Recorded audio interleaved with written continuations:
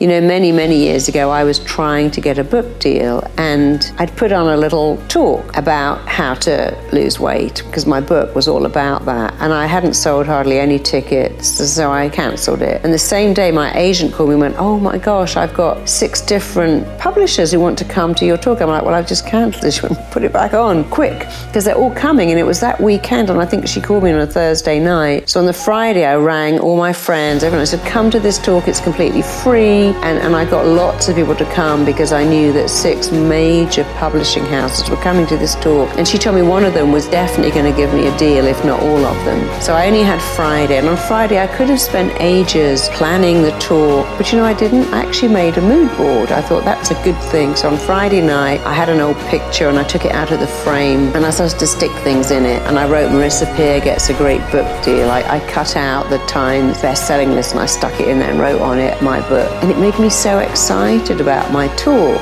And the next day I went off and I did the talk, and lo and behold, at the end, somebody came up to me and she said, "Oh my God, I love that talk, and you should come in on Monday and we're going to offer you a book deal straight away, and we'd really love you not to meet the other 5 publishers because we want you." So that was very exciting. And in fact, I did end up signing with them, and it all was wonderful. But I know it was that mood board that helped me, because it took my mind to where I wanted to be. It made me focus only on success. Of course, the mood board doesn't say things like, "Well, I might not make it." The mood board has success. So let's imagine you want to be a therapist.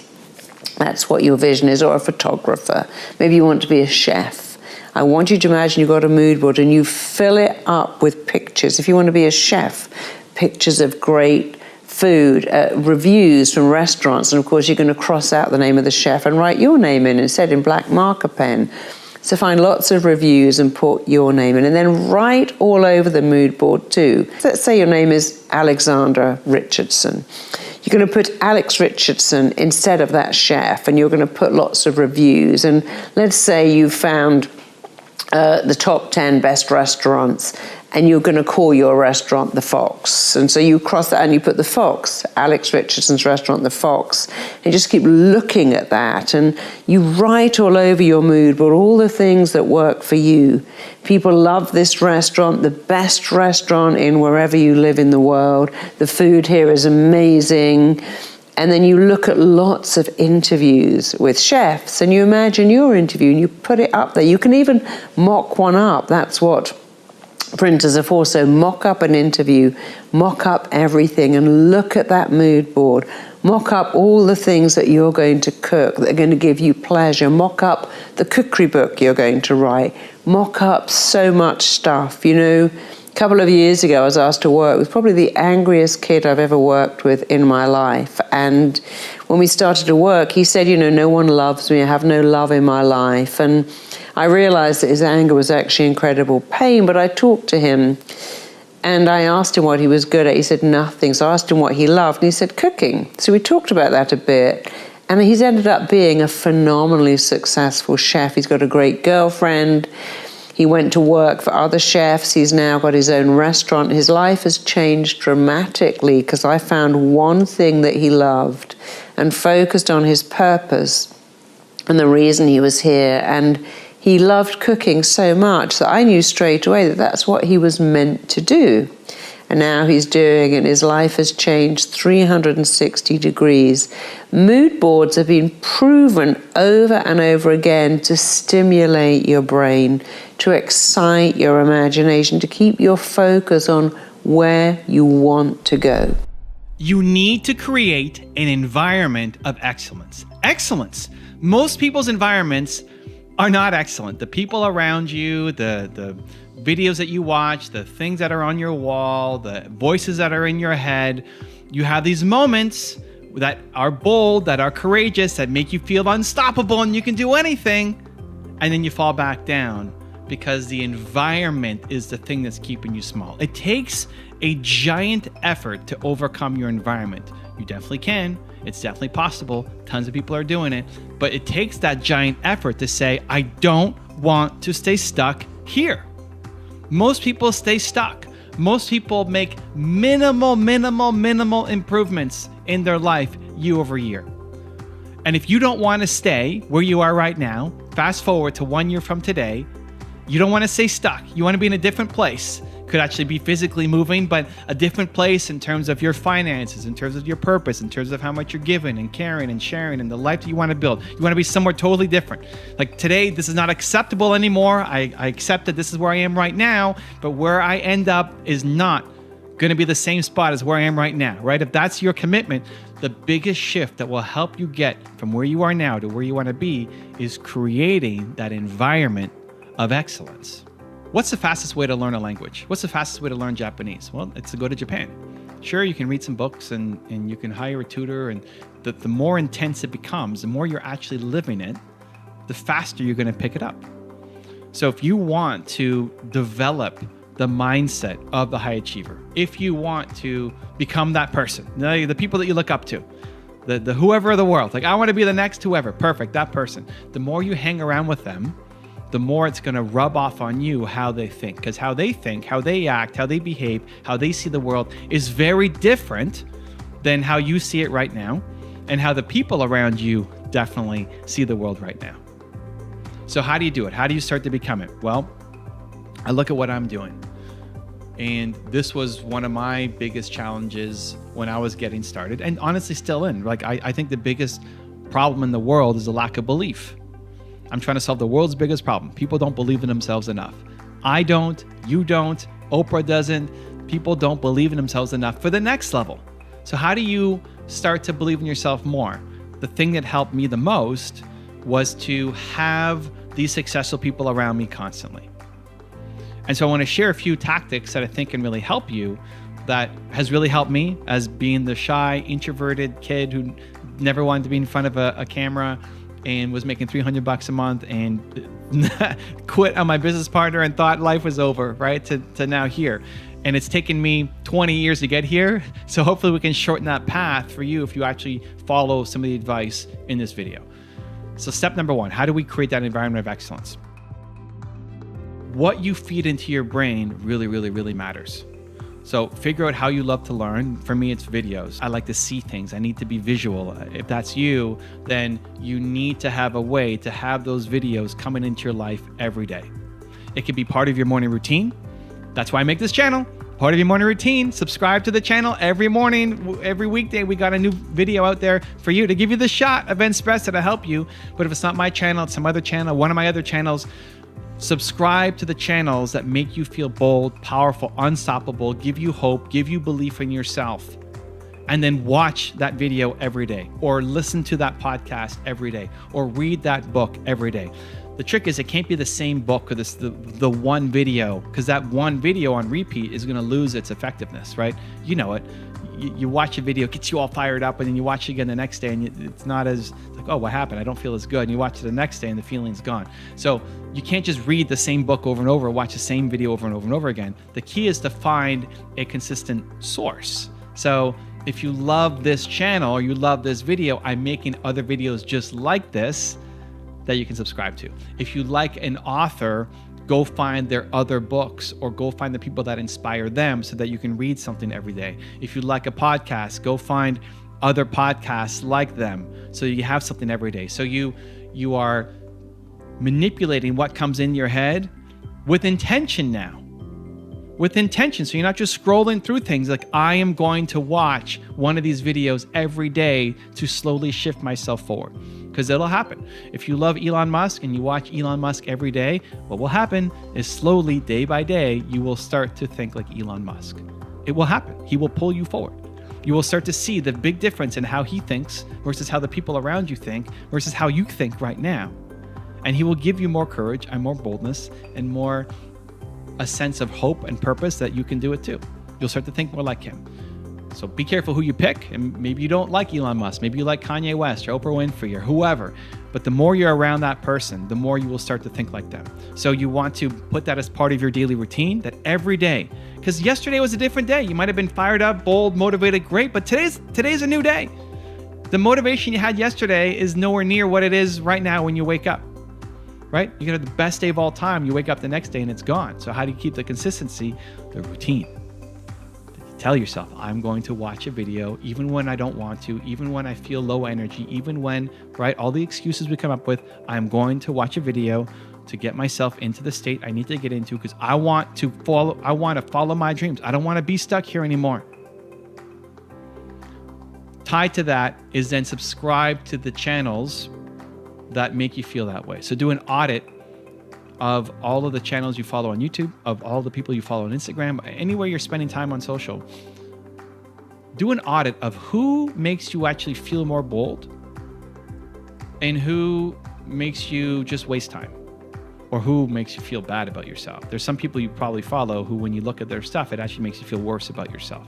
Unfollow those people immediately, right? They don't care about you, so why are you caring about them? And then the people who make you feel better, follow them, subscribe to them, so that when you happen to be on the platform, when you happen to be going through YouTube or Instagram, you see them and it makes you remember why you're doing what you do. So the first part of it is a habit. We are designing our routines around this, that I'm going to watch a video every day with my heroes so that they pull me forward, right? We're putting it into our calendar.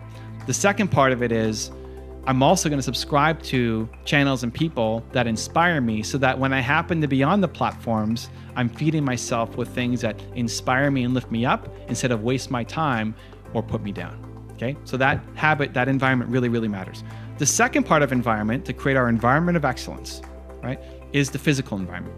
So this office inspires me. This office, this was all with intent. The people on the wall behind me, we got Steve Jobs, A.P. Giannini, my parents, Howard Schultz, Kanye West, the trophies, the YouTube stuff, I'm getting my hands wrong here.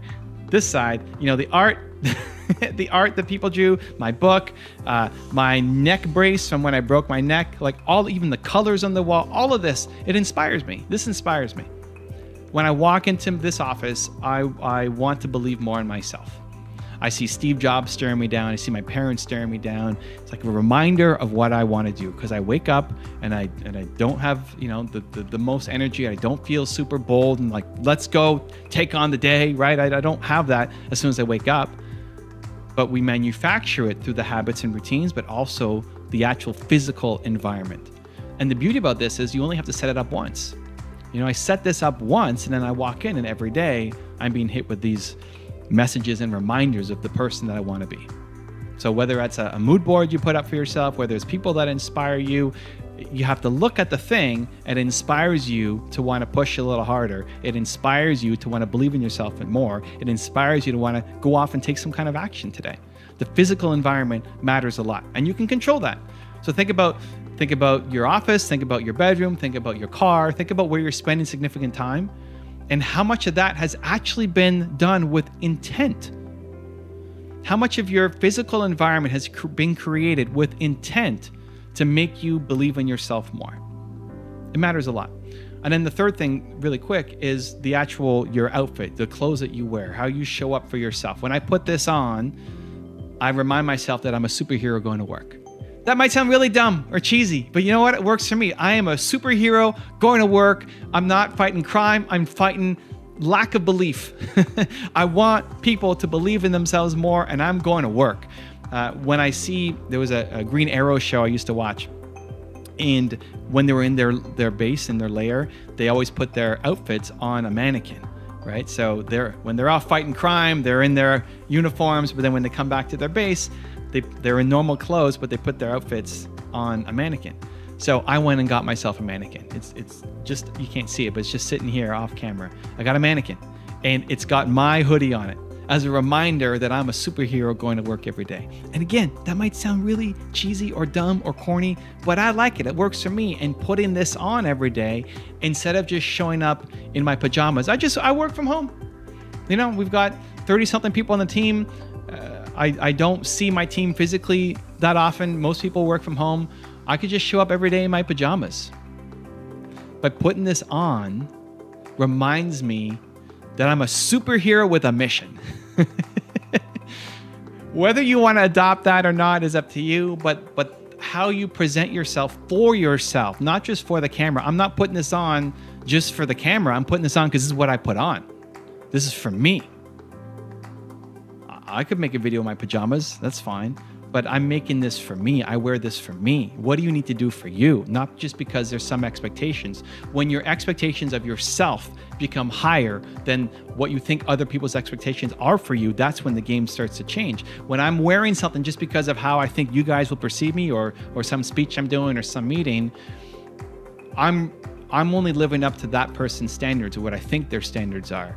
And said, no, I'm doing this for me. I wear this for me. I show up like this, even if I'm not making any kind of content. I only make content once a week, usually for YouTube. What am I doing the other days of the week? I'm still wearing this because I'm a superhero going to work, and it's my reminder. This is how you start to create an environment of excellence, guys. Your environment is keeping you where you are. Your environment is keeping you stuck. And if you don't want to be stuck anymore, if you want to change your circumstances, if you don't want to be in the same spot you are right now 1 year from today, you have to create an environment of excellence. How do we do that? Number one, we start feeding our mind with excellence from the videos and podcasts and books from people who inspire us. Number two, we change our physical environment so that you walk into a room, you walk into your car, you walk into your bedroom or office or wherever you're spending time, and it pushes you forward to step into the person that you want to be.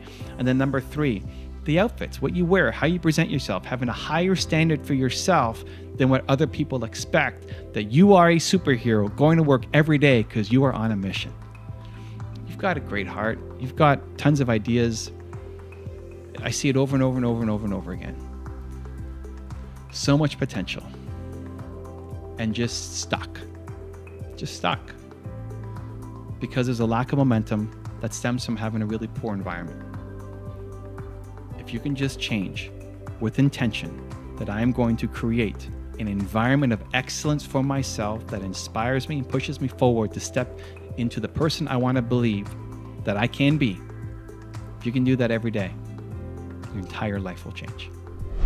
Also, to make sure you're actually taking action after watching this video, I've designed a special free worksheet just for this video. The worksheet will highlight all of the lessons learned in this video, as well as pull out our 3 favorite learnings and quotes that will inspire you to actually do something. The worksheet will also give you space to write down what your key takeaways are and your specific plan of action to make sure you're getting results. If you want the worksheet designed specifically for this video, absolutely for free, there's a link in the description below. Go click on it and start building the momentum in your life and your business. I'll see you there.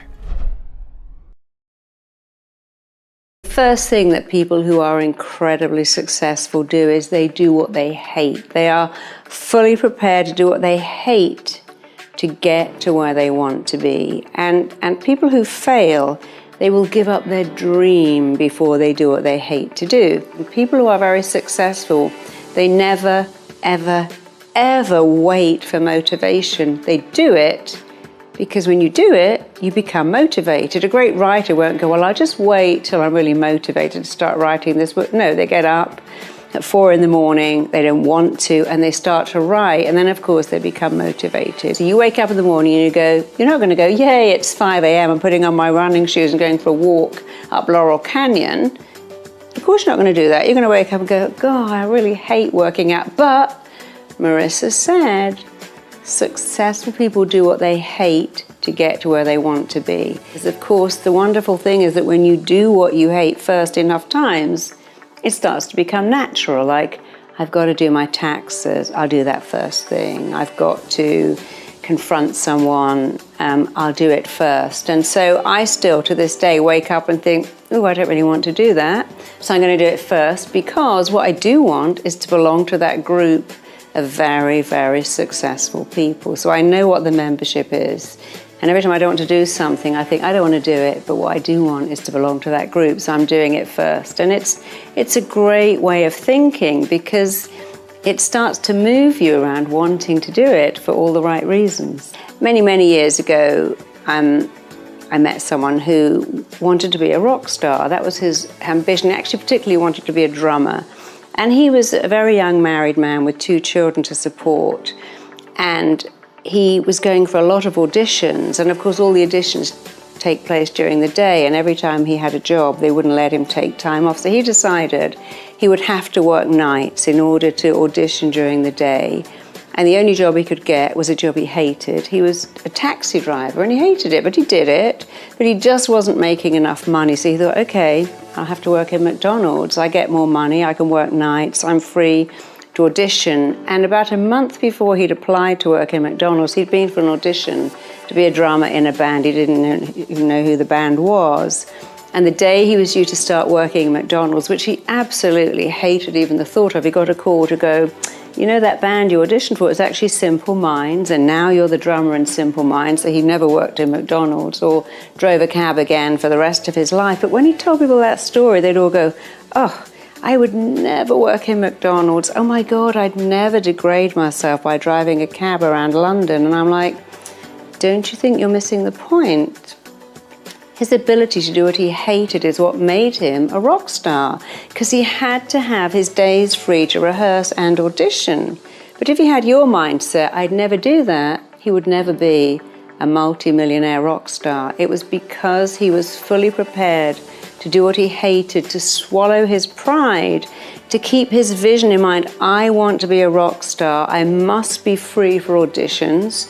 How can I do that? Well, I have to work as a cab driver and in a fast food restaurant, which I hate, but I'm going to do it because it's going to take me to my goal. And it did. But the people who laughed at him and said, I wouldn't do that, none of them are rock stars. You mentioned something about leaning into the feelings until you no longer need to feel them, or until they go away. Feel the feeling until it no longer requires to be felt. Why should we do that? So give me an example of a feeling. So let's imagine you and your ex-wife are not getting on, and you have a feeling of rage about the fact that she's trying to get your kid to call the new guy daddy and she's blocking you out, and you feel so angry. You think, well, I mustn't feel angry, you know, she's doing it for the interest of my kid, and so I just drink the anger and I drink the anger. And you see, with a feeling, it's the most real thing you have. A feeling is like a little kid in a class going, notice me, I'm over here. And if you don't, they get more and more out of control. And so when you don't acknowledge your feelings, they regroup until they become outrage, rage coming out. And then suddenly they go a bit crazy in the car park of a store or the line of a store, because the mind says, I've got all this rage, wants to come out. Someone just cut into the line, take it out on them. And it's so ineffective, because I have something I call AAA, which is be aware of your feeling. Most people have no idea what they feel. They go, I shouldn't feel jealous. I shouldn't feel envious. I shouldn't be furious with this kid who's keeping me up all night. So they're not aware of it. They certainly can't accept it, and they never get to articulate it. But if you can say, you know, my wife's a good person, but actually I'm furious with what she's doing. It really hurts my feelings. That's why group therapy in places like AA, the good thing is you get to say, sometimes I could quite cheerfully hurt my wife. I'm not going to, but I feel like it. Oh yeah, I feel like that too. Because when you can express your feeling, it goes away. It goes away immediately. But when you communicate it, even to yourself. So if your mother-in-law is the absolute from hell, and you can't say, by the way, Dorothy, you are the most horrible mother-in-law in the world, but you just go and shut yourself in the bathroom, turn on the taps, flush the toilet, and say, Dorothy is a really unpleasant mother-in-law. And one of my... You feel better. Yeah, you feel so much better because you're not saying it to them. It's like feelings are like gas. They're in or they're out, and they hurt much more when you keep them in. And you want to let them out. Maybe gas, I mean, obviously right in the middle of a meeting, but when you keep stuff in, it causes you pain.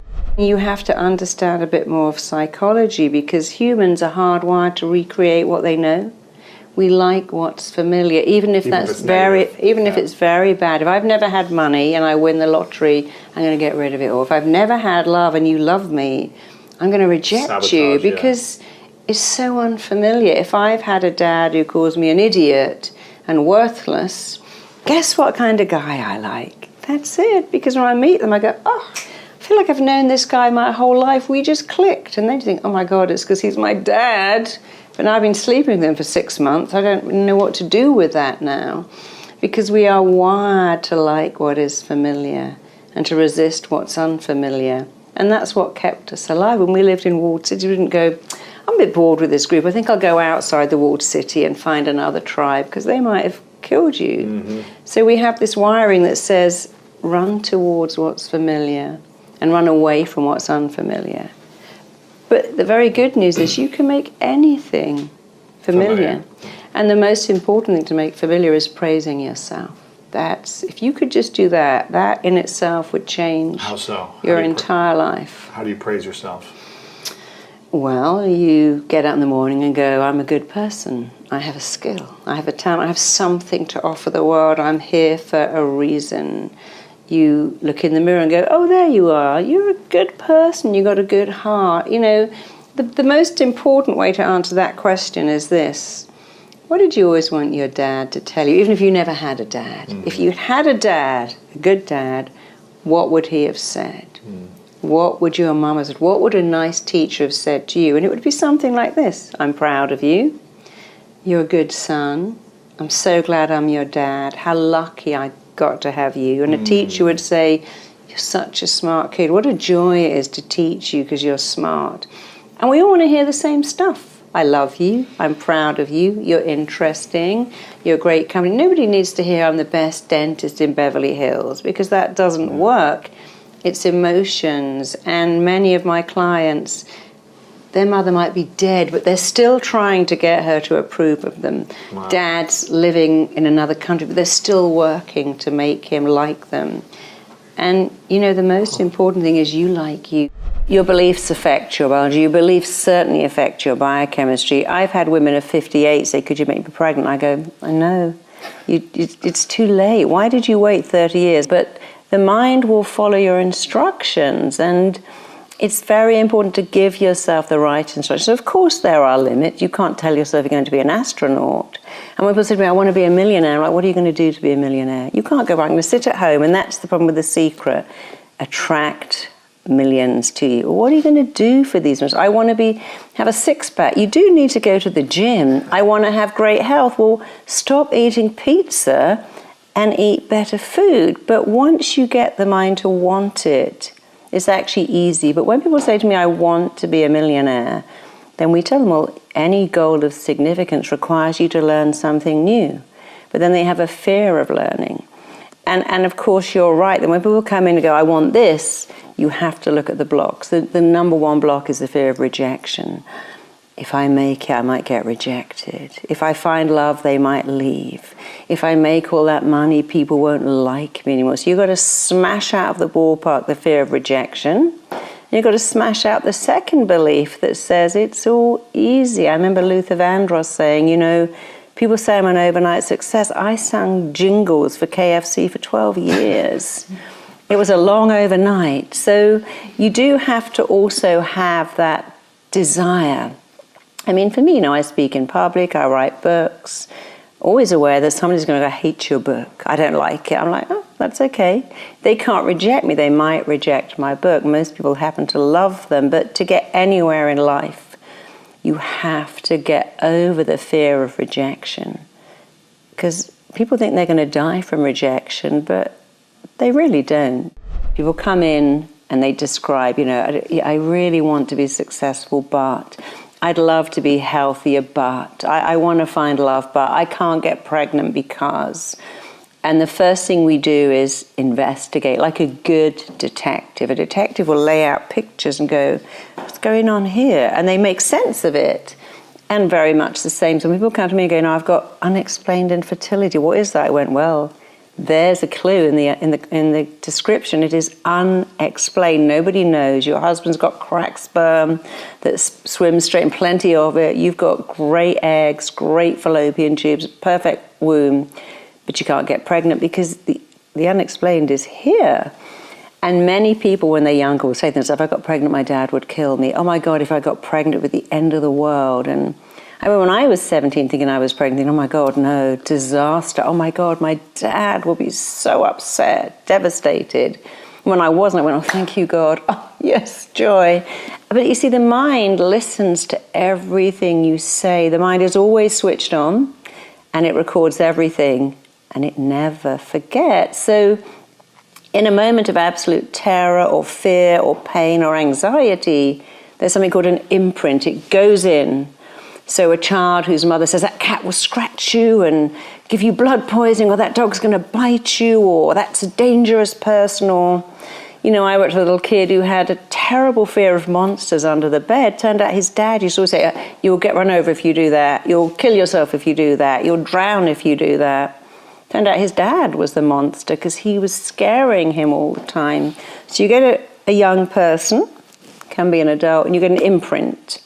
And what we do is investigate where did this imprint happen? And when we've got the imprint, which is very easy, you can ask questions to get the imprint. You can listen to the client's story.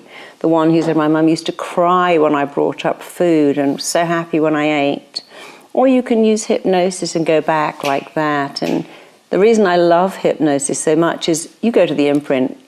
People come to see me, within 5 minutes they have the imprint. There's no, oh, how does that make you feel? And how do you feel now? And let's talk more about that. And come back next Wednesday at 4 and we'll keep this going, because studies now say that's actually the worst thing you can do, because you just keep the story alive. So we do the investigating, we find the imprint, and then we interpret it. What does that mean? Why do you think, your dad telling all these stories would now leave you to have this monster under your bed? Why do you think at 15 being terrified of being pregnant could possibly mean that today you've got unexplained ability? And they work it out. They go, yeah, now you say that. If I look at those scenes and look at this scene, it all makes sense. And then you interrupt the belief massively.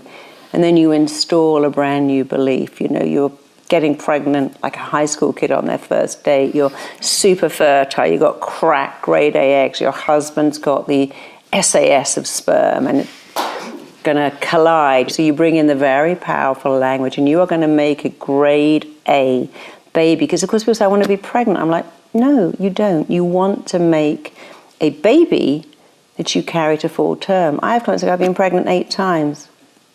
You want a perfect, bouncing, healthy baby. So it's another example of not telling your mind what you want. So the combination of the imprint, the investigate, the interpret, the interrupt, and the install is so powerfully transformational. When you focus on the worst possible outcome, you actually feel as if you are in that worst possible outcome. The only way to overcome a fear is, instead of focusing on the worst possible outcome, to focus on the best possible outcome. I'm driving, it's foggy, it's dark, it's icy, I might skid off the road and kill myself. Or I'm driving very carefully, I'm driving very slowly, I'm driving very cautiously because I'm going to be safe and I'm going to get home. See, that's the difference. You just have to give yourself different beliefs. The thing with fear always is you have 2 choices. Rationalize why you feel so terrible, or talk yourself out of it. I was on the beach with my daughter and there was a big dog, and it was quite a scary dog, and she didn't like this dog. And I said to her, darling, when you don't like a dog, you get very scared, and the dog doesn't like it either, and he gets scared. So when you see a scary dog, turn your back to it. Don't look at it, because when you look at it, you're challenging it. And that's hard to do, to turn your back on a dog. But if you turn your back, it's not a challenge. And she understood that. And I was always teaching her, when you have a fear, you have a choice. Oh my God, that dog's going to bite me, attack me, hurt me. Or I'm going to talk myself out. I'm going to turn away. I'm going to breathe. I'm going to be really calm. And that dog's just going to go on its way. And it's the same with everything in life to do with fear. Rationalize why you feel so fearful, or talk yourself out of it. I'll be fine. This is okay. Everything's going to work out perfectly. I'm okay. All of these fears hold you back, and they don't have to, because every fear you go through teaches you something. You see, if you go to a fun fair and go to those loop-the-loop rides, you can scream in terror or you can scream in excitement. And the fact that people put themselves through those rides means that at some level we quite like fear. It challenges us to do more. It challenges us to grow more. So don't fear fear. Remember, the only fear to fear is fear itself. I find that even with cancer, if you have that belief, I'm going to try all this stuff, but it won't work, and I'm riddled with it, and there's no hope, and they start to read all these terrible diagnoses. I mean, in England, you are not allowed to say to someone, you've got 10 months to live, because that's what happens. They turn into the 10 months. You cannot diagnose them. What do they tell them? They just say, we're going to do this, and you may not survive this, but you could. And in the same way that if you're having surgery and they go, oh, look, this is a complete mess in here, there's just no way. Even in surgery, your subconscious is hearing what's going on around you. And there are many people who come out of a coma who said, I heard everything. The hearing is the last thing to go. And so if you make a choice to talk to yourself better, you can bounce back. You might as well use your mind as much as you possibly can to be well. We tell ourselves the story, we play the only part we've ever known, and then that part becomes our own, and we don't know how to separate it. And so people come in with their story, and they go, well, I was a newborn baby, and my mum told me that I was only like 2 pounds. I nearly died. They had to drop milk in me with a dropper, and I remember my mum telling me she used to cry every time I got weighed, or if she fed me when I threw up, they would get so upset because I could die. Like, okay, and now you're 600 pounds because you keep telling yourself that story, and people tell themselves the story until it validates why, my dad didn't love me. He left before I was born. He never came to see me. But he had another kid that he treated like Jesus, bought him everything, Game Boys, clothes. So if my dad didn't love me, I'm not lovable. And you have to go, but that was then. Your dad was an idiot. That has nothing to do with whether you can find love or not. But clients tell themselves this story, and they don't understand that at any age you can go, well, I think it's time for a new story. And so my job is to first of all find out where, they come in and go, I don't know why I do this. Mm-hmm. I guess I'm just messed up. I don't know why I can't speak. I've always been that way. I go, nope. No baby looks away when you look at them in the hospital. No baby goes, don't look at me. I'm having a bad hair day. We're all born with so much confidence. You have 4 children. They never go, no, I can't get a banana in my mouth. I can't get to grips with this walking, reaching. They're wired to go for something. But a lot of damage is done very early, and I see that all the time. Really silly things like people come in and go, I can't ask for money. And then our TT has what I call interruptions, where after they've gone back, they have to then say, but that's not me because, and that can't be me because, and that won't be me ever again. And what that does is it starts to change the neurons. It's actually called neuroplasticity. It starts to change the way the brain is wired. They stop thinking the way they thought as a child and put into place different beliefs, and then they're forever changed. And it's amazing to see it in action. You always have a choice. Your mind talks to your body all the time. That's its job. And your job is to tell your mind what you want. I want perfect health. I don't do illness. I do wellness. Everything I do is perfect. I was at a conference recently, someone went, oh my God, I'm so glad I listened to your audio, because I have 4 hours of sleep, and I tell my mind I'm having 8, and I thought, God, I should do that. I'm teaching people this. I forgot I can do that too. Tell my mind I've had 8 hours sleep. Tell my mind I feel amazing. Tell my mind when I'm working out, my body loves this. My muscles love this. I can do a bit more. Rather than go, oh, it all aches, and I hate doing this, and I could be at home watching TV. So just to be very clear, your mind's job is to do what you tell it, and your job, should you choose to accept, is to tell it great things, amazing things. I'm not aging, I'm saging. I'm embodying wellness. I have perfect balance. You can choose. Not only does the mind tell the body what to do, it also interrupts the signals coming back from the body. I've got this crippling thumping headache can become, well, I've got a little niggle in my head, but I'm really too busy to notice it. I'm in agony. No, you've just had a little shot. That's not agony. This commute is hell. No, hell is not having a car or any gas and looking at people or taking 3 buses to do your commute. Being in this store is torture. No. When you go to Africa and you see they don't have any stores, and the ones they do have no food in them, you'll never again stand in Ralph's and go, this is a nightmare, it's hell, grocery shopping. If you have money in your wallet to buy food for people that love you, that is so far beyond hell. But people use these words, it's killing me, it's a disaster, it's a nightmare. And also, whenever anyone does anything wrong, we go, what's wrong with you? We should say, what happened to you? What happened to you? And they'll go, well, my mom always said she didn't want a boy, she wanted a girl, and I was being brought up. I'll give you an example. I had a city trader as a client who really had problems trading. And his boss said, he's the best trader, but he's so nervous. And when I worked with him, he was saying that when he was a kid, his parents had 2 girls and then him. And he would smash his Tonka toys and they go, what's wrong with you? Look at your sisters just combing their doll's hair and they're so good. And why are you so aggressive? And a 4-year-old can't go, well, because I have something called testosterone. Right. And they don't. And I'm designed to run and jump and hunt and fish. And I got to learn what to do with aggression. Smashing my cars together is good for me. A 4-year-old doesn't have anything because they live in the world of they just live in a world of feeling, not logic. And he said, I never realized, I spent my whole life thinking something's wrong with me because my parents would say everything conversation, what's wrong with you?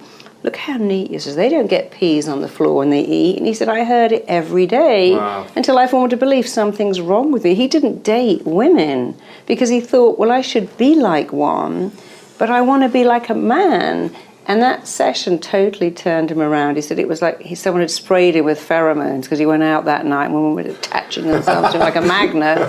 But he just got rid of the feeling of something's wrong with me. Because most people do walk around going, something's wrong with me, I'm just majorly messed up.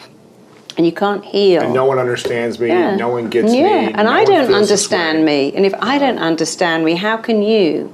And why should I even be here? Yeah, because you can't heal what you can't understand. And so all the treating the symptom is like putting a Band-Aid on an infection. It doesn't. When you understand it, you can totally change your perception of what it is, because events actually don't affect you, but the meaning you attach to them does. The story we tell ourselves about the story. We have a great fear of rejection, which is not surprising, because when we're born, we have 2 drivers: find connection, avoid rejection. After all, if a mother rejects a child, if a lion rejects the cub, it's not going to be adopted, it will die. Or it just starves to death. And so we know innately that our survival on the planet is linked to not being rejected. And not that long ago, you would have died from rejection. In 1,000 years ago, when they banished you outside the walls of the city, or you marooned a difficult sailor, or you cast someone out of the community, you pretty much died. There was nothing out there but purgatory. So we have a wiring that says rejection will kill me. And that's why you had the fear. But when you can dialogue with the other, go, look, no, it feels like it will kill me. It can't kill me, because no girl can reject me unless I give her my permission. Right, give them my power. You can't reject me unless I agree with everything. I don't like you because you got short hair. I don't like your shirt. I don't like you because you're white, not white, tall, short, glasses, not. But when you say you can't reject me, I can't be rejected, because the only person you can reject me is me.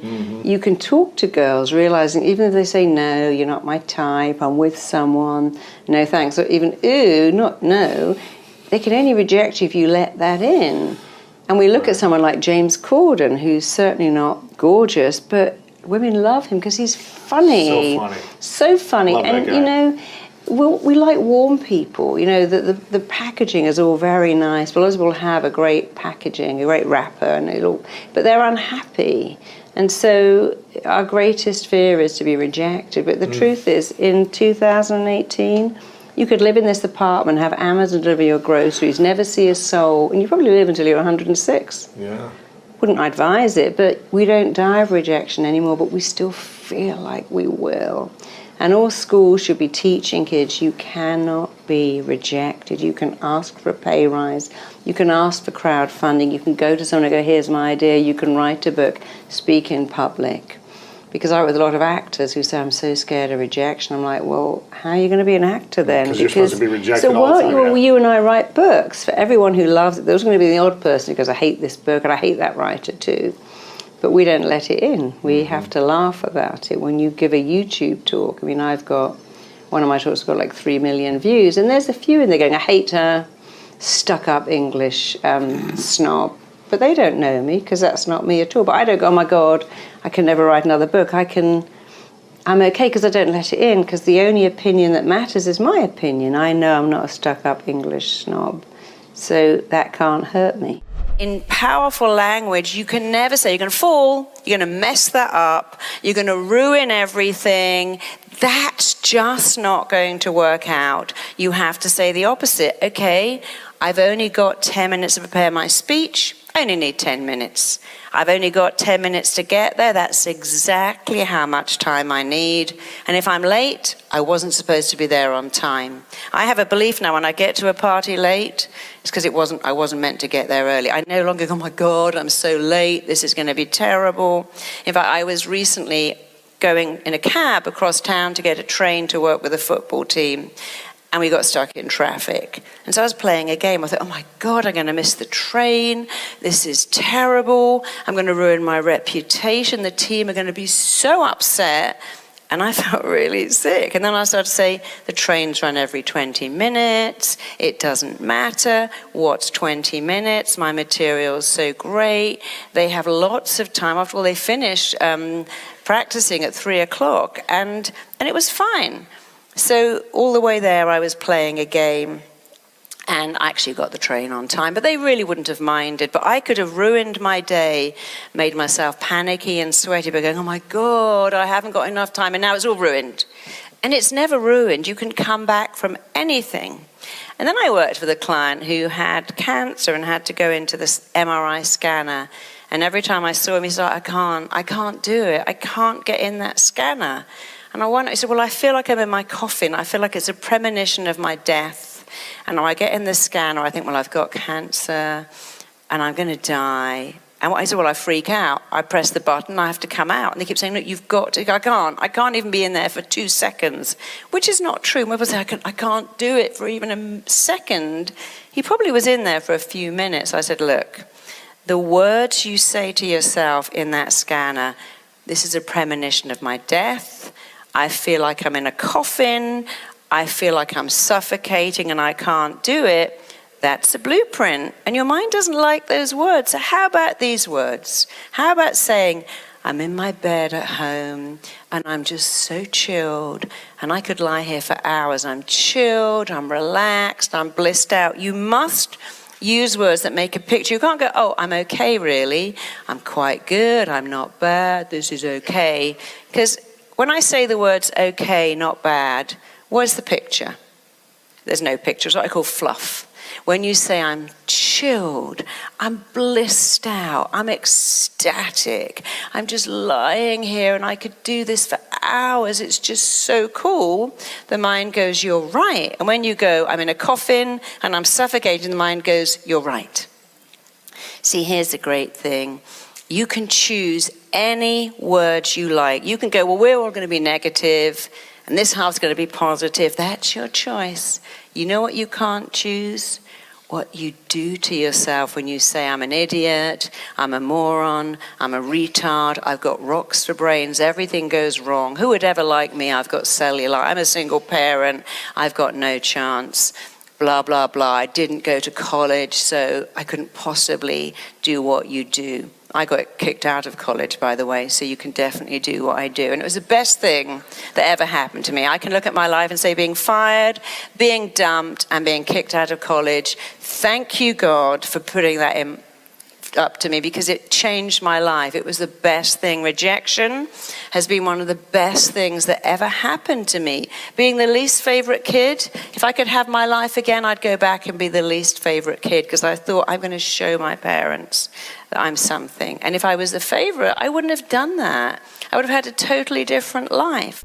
Here's some things I want you to start doing today, right now, that will build your self-esteem super fast. The number one thing is to praise yourself. There is nothing that will build your self-esteem like praise, but your praise is if you have a shop assistant who says, oh, you look really great in the outfit, yeah, it suits you, you must buy it. They have an agenda. If your boss says you're amazing at your job, but I need to give you work to do over the weekend, they have an agenda. Someone dating you might have an agenda, and your mind knows it. But when you say, I'm great at my job, I'm smart, I'm kind, I'm nice, people like me, there is no agenda. Unfortunately, when you go, I'm rubbish at my job, I'm boring, I always mess up and I have no friends, your mind lets that into you, because your mind doesn't really care if what you say is right or wrong, good or bad, healthy or unhealthy. And let me prove that to you. I want you to put your hand in front of your face like that. I want you to close your eyes. I want you to imagine you have a big, fat, juicy lemon.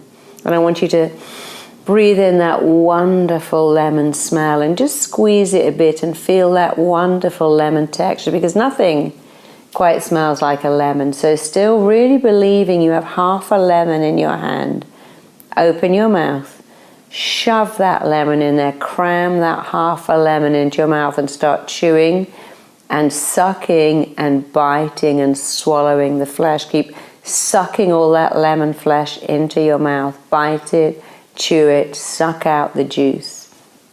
And you will notice that what is happening is your body is responding to a thought as if it's a fact. Your body is responding to the image and thought of eating a lemon as if you are actually eating a lemon, and it's making a saliva, because thoughts are things. And every thought you have has a physical reaction in your body and an emotional response to. When you think, I don't have friends, I can't talk to people, I can't take things back to a store, I can't ask for special treatment, I don't know how to talk to people, then your mind accepts that as a fact, just like the lemon. But when you say, oh, I can talk to anyone, I'm an interesting person, I'm warm and friendly, people like me, and I can make eye contact, I'm good at my job, I can ask someone out on a date, I can tell the person I'm involved with what I need, your mind accepts that too. And someone recently said they keep a lemon on their desk now and look at it every day. I'm sure they change it every month, because that lemon reminds them every day that they are responsible for what they think and feel. And you know, responsibility, that word means an ability to respond. So I want you to start to praise yourself. I want you to wake up in the morning, the first thing you go is, I like myself. You do know, don't you, that people who are critical have so much criticism reserved for themselves. They actively dislike themselves. And you're actually showing me and the entire office that you really don't like yourself. By critiquing me. Yeah, by critiquing, you're just showing me. Yeah, critical people always have criticism reserved for themselves. They are full of self-criticism, but they reflect it out. And superior people and happy people always praise, and people who feel inadequate always criticize, because criticize withers you and praise builds you up. And if you can use those 5 techniques, thanks for sharing, could you repeat that? Are you trying to hurt my feelings? Won't work, I'm not letting it in. Since we're sharing, did you know what is running your critical behavior?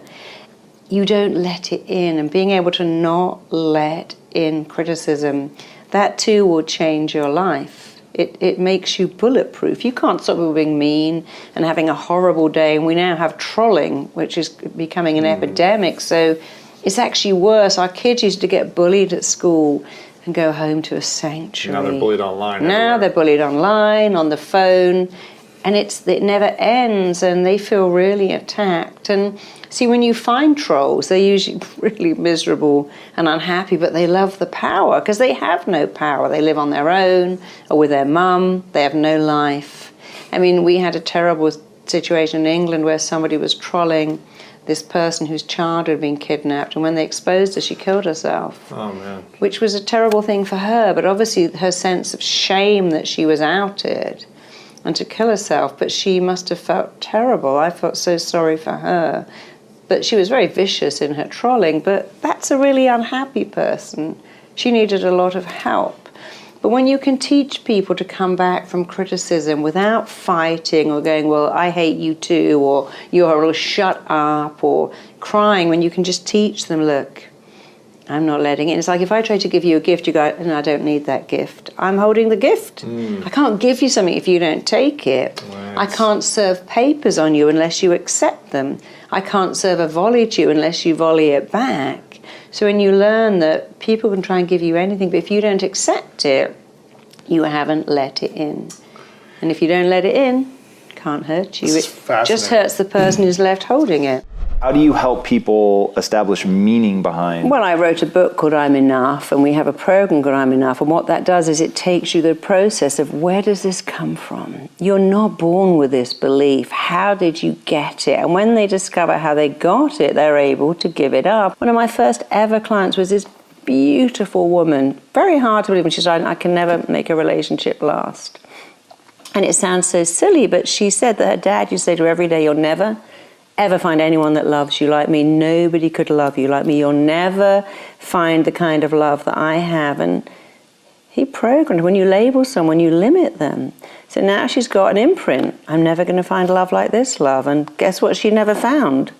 Love like that. And all you have to do as a parent is to say, I love you because you're lovable. And all your life you'll find love like this love because you're worth it. So it's little tiny adjustments that have the most profound effect on people. And it's never too late to say, I'm enough, I can find love. And now if you give someone the power to make you feel good, you give them the power to make you feel bad. And if you do it to yourself, you feel so much better. It makes you slightly bulletproof. You still need other people. We all need other people. But the dialoguing with yourself and starting with I'm enough, I picked that because I found all my clients addicts, bingers, bulimics, saboteurs, hoarders, compulsive shoplifters. They all went back to the same thing. I'm not enough. I need more. And if you feel enough, you start to feel equal. See, most of us feel unequal. You're better than me because you've got money, or you're more attractive than me. But no dog or cat says, oh, you're better than me because you're a pedigree.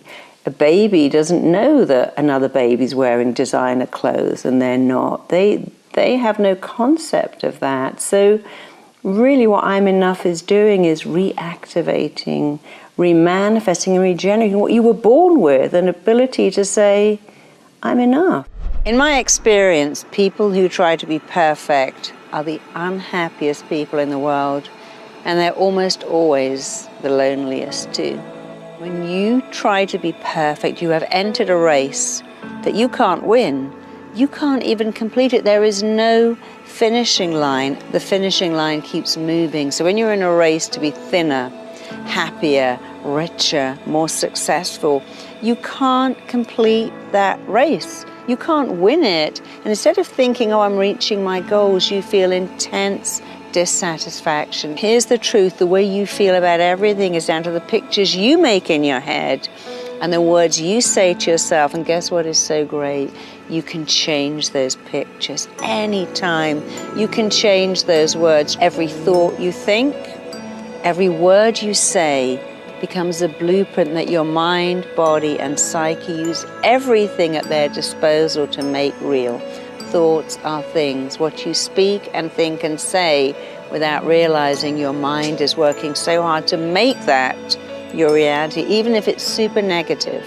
You know, I see parents all the time who say things like, I'll be happy when my kid sleeps through the night. I'll be happy when my kid's out of diapers. I'll be happy when my kid is walking, feeding themselves, going to school. And they spend their whole child's life looking at the next bit to be happy, when you should be thinking, wow, I wish every stage took 3 times as long. You waste your amazing life wishing it away for the next bit.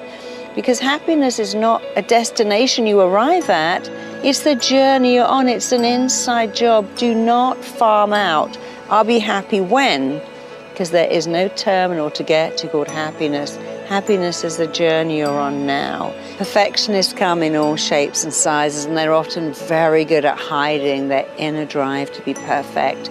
There's one thing that drives them all, an inner belief that says, I'm not enough, I'm less than. If I'm less than, and I can come across as perfect, I'll be more than. You know, my neighbors always say to me, wow, you have so many famous clients. Are they damaged by fame? I'm like, no, actually no. Damaged people are attracted to fame. They have a belief I'm so damaged, but if I'm famous, rich, gorgeous, amazing, I'll be perfect. Because you see what happens when damaged people try to be perfect. it actually damages them more. You don't need to be perfect. You don't need to be flawless. You don't need to be infallible.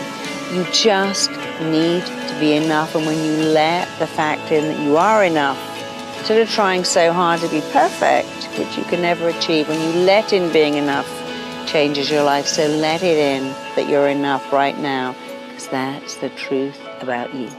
People think the brain is really complicated. It's not. It's actually quite simple. You only need to know 3 things about your brain to always get what you want. And the first thing is your brain does exactly what it thinks you want it to do, because it listens to everything you say. So when you say things like, oh God, you know, I got dumped, it was so painful, I never want to go through that again, all your mind can pick up is you don't want to be in a relationship again. When people have a miscarriage and go, I could never go through that again, I'd rather die than go through that again, your mind is picking up, oh right, well that's a statement, that's actually a command to me to make sure you never go through a miscarriage again, and that's how you get unexplained infertility, which is something else I've been working on a lot recently. Because the mind listens to what you say. So people go, oh, I went on this flight, I thought I was going to die. And during they go, I'm never getting on a plane. If this plane lands, I will never, ever get on a plane again. And of course it lands. They go, oh, it was just turbulence. But next time they go to the airport, they have a massive panic attack because your mind's like, hang on a minute, you said I never want to fly again. And so if you haven't got what you want, it's because you're giving your mind very confusing messages. Your mind's number one job is to listen to what you say and to act on it. Its second job is to move you towards pleasure and away from pain. And it will always, always, always do more to avoid pain. So let's imagine you've gone for an interview, you've done a public speech thing like me, and you've stood up and you've gone, and you think, oh my God, I'm never doing this again. And you'd have a terrible presentation. And one of my clients who worked for Sony was saying that she had to stand up and just say to Sony, this is a new band from Camden. And she stood up and went, this is a new band from, and they're called, she said, I couldn't do it. It's the simplest thing. And my boss had to take over. And I was explaining to her that when you do that and go, oh my God, I don't want to do it. I don't want to do this again. Your mind is now going to make sure you don't do it again. So the next time you go to speak, it will give you a panic attack. It will make you ill. And if you say to yourself, oh my God, I'd love a week off in bed, or I'm dreading next Wednesday, your mind is so in tune with you. Your week off in bed, you wake up with the flu, and your mind's like, there you go. How cool am I? There's your week in bed. You don't want to go to that speech? I've woken you up with diarrhea, so now you can't go. That's what the mind does. When I was giving my first ever presentation about my first ever book, I woke up with the most excruciating migraine. I've never had one before. I thought, wow, I must have been saying to myself somewhere, I don't want to do this because I've got this migraine. And I actually went and did it, and I didn't have the migraine until I stepped back off the stage again. And I realized that I was communicating very badly with myself. So you must never say nervous, say excited, because your mind listens. So those 3 things are, your mind does what it really thinks you want to do. If you're very, very specific and say, I want this and this, I want to be a great speaker, I want to deliver things, I want to be fantastic at sales, I want to be able to look people in the eye and sell them things and come across as really authentic, your mind will understand. And if you make those pictures really good and pleasant, you'll move towards them. When there is a battle between logic and emotion, emotion always wins. How many of you have gone to a really high building, an enclosed building like the top story of a hotel or the CN Tower in Toronto, and looked down and thought, oh, wow, I feel really scared. My logic mind knows that I'm safe, that the glass is that thick, that I can't fall, but the emotion that's making my stomach lurch is winning. So when you have a battle between emotion and logic, emotion always wins. Here's something you all know. We can all ring our friend up and go, I'm a bit bored, a bit lonely. Can I hang out? Or I'm a bit bored, let's go to the movie. You would never ring someone you've just met and go, I'm bored and lonely. Will you come and hang out with me? Let's go to the movie. Because the emotion that you might be rejected will overrule the logic that says this person may be the person for me. So if you're having a battle between yourself, here's a great one. I know I shouldn't eat cake. That's the logic, but the emotion is, oh, the cake feels so good, and this creamy, sugary stuff reminds me of being a baby when all my needs were met by having creamy, sugary stuff. So in a battle between emotion and logic, logic will never win, emotion will always win, and you can make that win for you by making it a better emotion. So here's how to do it. Here's an emotion. I'm scared to ask for a pay rise in case my boss laughs me out of the office. Make it a stronger emotion. If I go to my boss and show them what I've done, how valuable I am, that won't happen. Here's an emotion. I really want to ask that person on a date, I'm not good enough. Change the emotion. I'm wonderful, I'm amazing. What could I get from asking someone on a date that says yes? So much. And if they say no, I'm only exactly where I was before, except I've been brave. I've done something courageous. I've taken action. Even if it doesn't work out, I've lost nothing, but I've gained courage. So when you're having a battle between logic and emotion, emotion always wins. Logic never wins. That's why you could stand on the windowsill of your apartment if it was on the ground floor, but you would never stand on the windowsill same size if it was 100 stories up, because the emotion that you may fall will defeat the logic that says, I can do this when it's a few feet off the ground.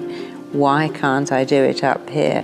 Because emotion overrules logic. You can make your life phenomenal, extraordinary, and wonderful by always using emotion to defeat emotion.